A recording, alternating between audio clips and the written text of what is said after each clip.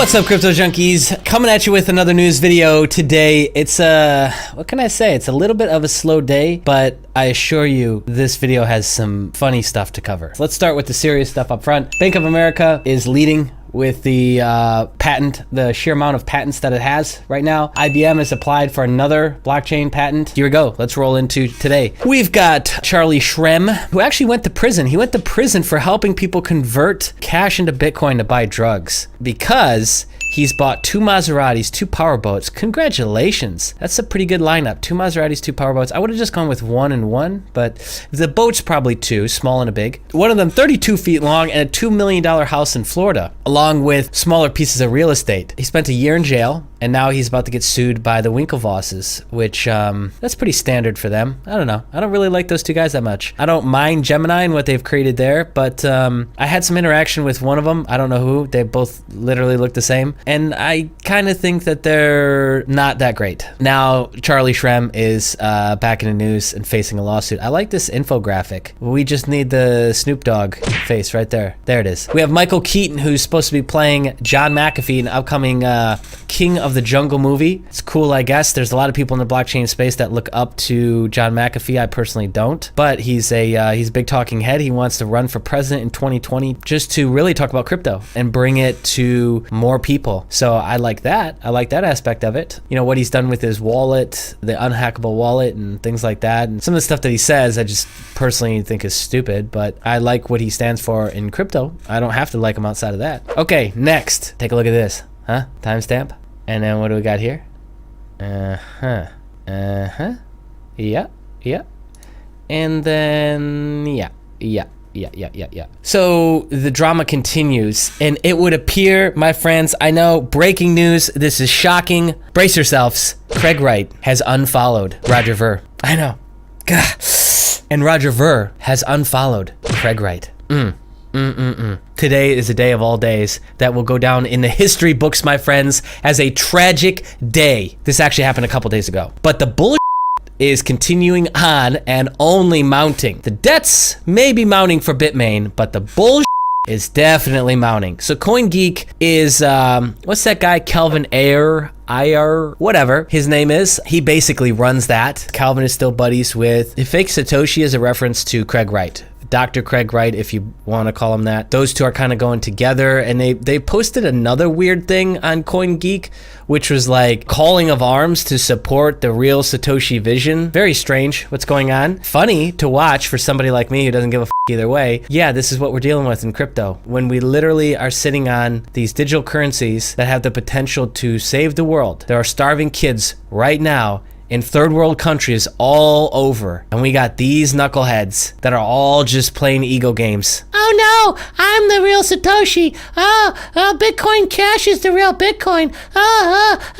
Bitcoin Cash is gonna change the world. How about you just shut the up and go and try and save the world? If that's the mission, then you wouldn't be having these situations come up over and over and over again. Like, let's face it, Calvin, Roger, Craig are drama queens, ego-driven little bitches. And if they were to just take that energy and take that focus to do what they say they're trying to do, which is obviously what they're not doing, because otherwise they'd be doing it, which is this saving the world anthem and beating that drum, they would actually just be out there doing it, wouldn't they? And that's true for anybody, right? You got all these organizations, you got nonprofits all over the place trying to cure cancer stuff. What have they done? How much of it actually goes into what they're trying to do? And how far along have they actually come? This stuff, it just annoys me when we start talking about that front, because you know that they're not trying to save the world, man. They're just talking and trying to get people into the tribe, trying to further build the cult. And they're not good at it. That's the part that bugs me. Is like, I'd at least respect you if you were good at it. But they're awful at it. Ripple's doing a good job. Ripple's quite good at it. But Bitcoin Cash definitely isn't.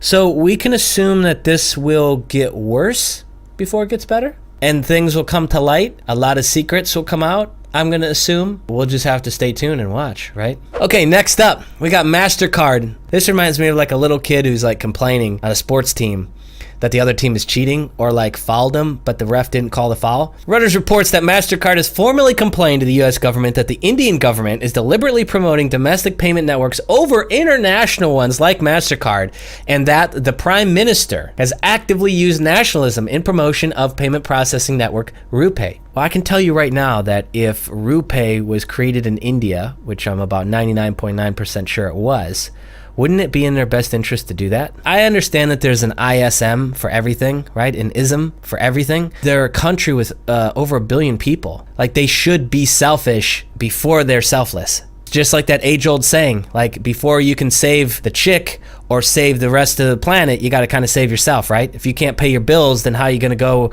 and help Uganda?